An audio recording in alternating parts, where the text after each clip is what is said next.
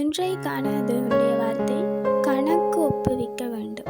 ரோமர் 14ஆம் அதிகாரம் 12ஆம் வசனம் சொல்லுது, ஆகையால் நம்மில் ஒவ்வொருவனும் தன்னை குறித்து தேவனுக்கு கணக்கு ஒப்புவிப்பான். அதாவது இந்த வசனம் அழகா சொல்லுது, எங்களை குறித்ததான கணக்குகள் தேவனுக்கு நாங்கள் ஒப்புவிக்க வேண்டும். அதாவது நாங்கள் ஒரு சில நேரங்களில் மற்றவர்களை நியாயம் தீர்க்கிறவர்களாக காணப்படலாம். ஆனால் இந்த வசனம் சொல்லுது, எங்களை குறித்தே நாங்கள் தேவனுக்கு கணக்கு ஒப்புவிக்க வேண்டும். நாங்கள் என்ன செய்கிறோம், எவற்றையெல்லாம் செய்து கொண்டிருக்கிறோம் என்றதை குறித்து மற்றவர்களுக்கு தெரியாது போனாலும் தேவனுக்கு தெரியும். ஆகையால் நாங்கள் தேவனுக்கு முன்பாக சரியானவர்களாய் நடந்து கொள்ளுகிறவர்களாய் இருக்க வேண்டும்.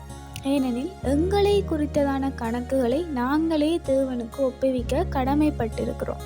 ஆகையால் மற்றவர்களை நியாயம் தீர்ப்பதை விட்டுவிட்டு எங்களை நாங்களே நிதானித்து அறிகிறவர்களாய் காணப்பட வேண்டும். எல்லா சந்தர்ப்பத்திலையும் நாங்கள் செய்கிற நடந்து கொள்ளுகிற காரியங்களை குறித்து தேவனுக்கு கணக்கு ஒப்புவிக்க வேண்டும்.